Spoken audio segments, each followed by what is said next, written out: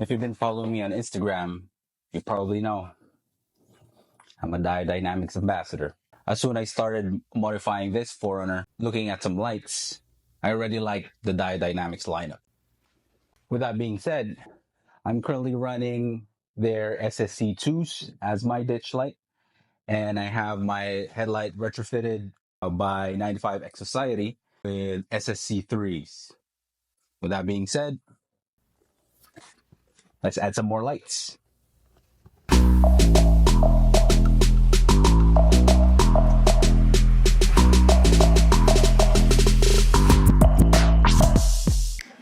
Opening the box, we got 2 boxes and a sticker.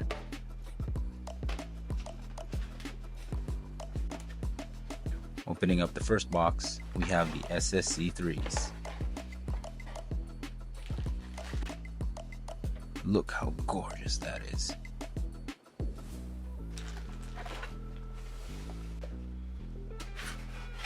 Next box, we have the wiring kit.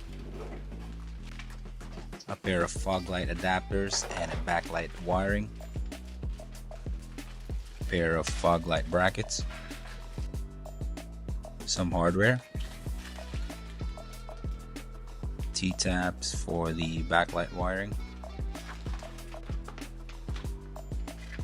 And the user manual.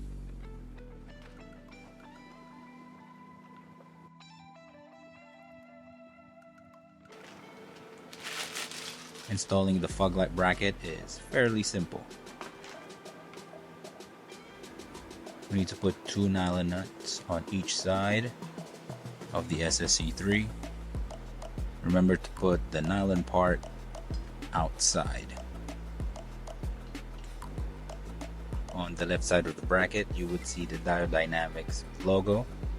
On the right, you would see the GX and all else. This helps with the orientation when attaching it to the SSC3s.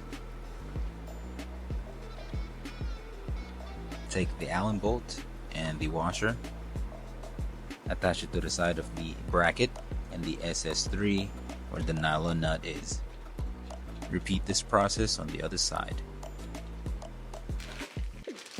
Take your other SS3 and repeat the process all over again.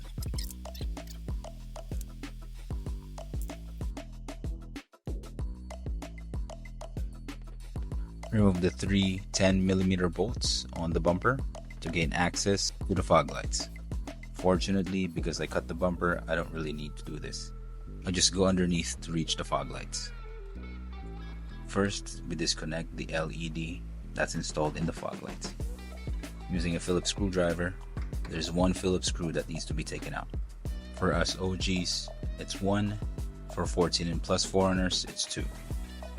Then we can easily take out the fog light housing.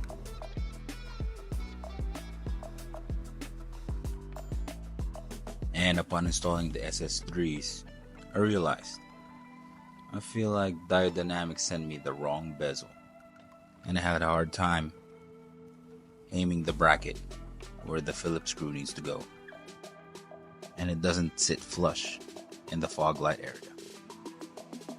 So I contacted Diodynamics and they sent me the right bezels for free.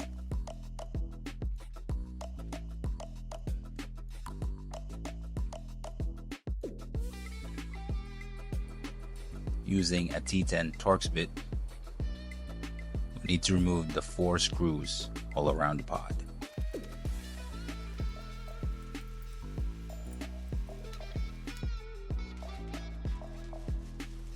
Taking the angle bezels out, flip it upside down,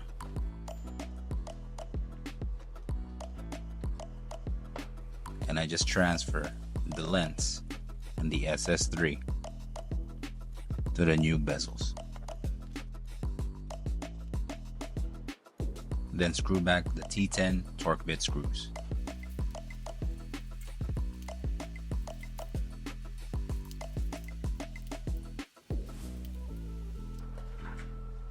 Then repeat the process for the other SS3s.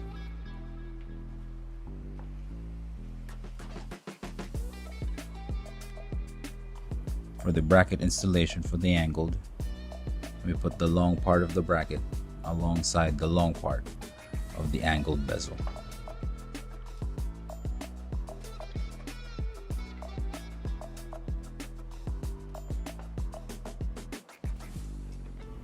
Then put the nylon nut and screw in the Allen bolt.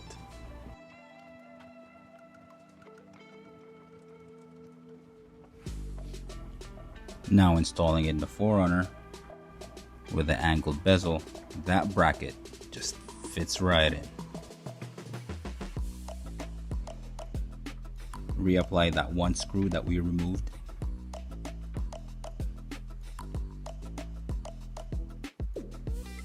Plug in the wire harness to the back of the SS3s. Then connect the end to the factory wiring harness. And then I ran my DRL wiring up. I cut the ends of my T-tap connectors and connected them to my aux-BIM switch panel.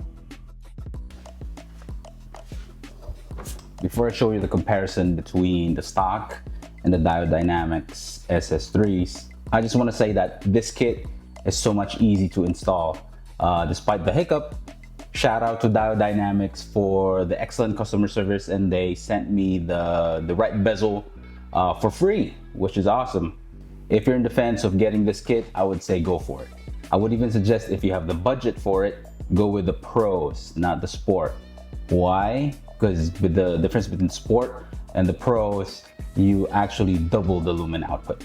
The brightness is really insane. Even though there's the fog light pattern, you can actually see the beam from the sides of your hood, which I feel like I'm running ditch lights on all the time, but it's really not. If you're getting this fog light kit or any Diode Dynamics products, go use my code SAGO to get free shipping. If you like content like this, click on that like button, consider subscribing, and thank you for watching.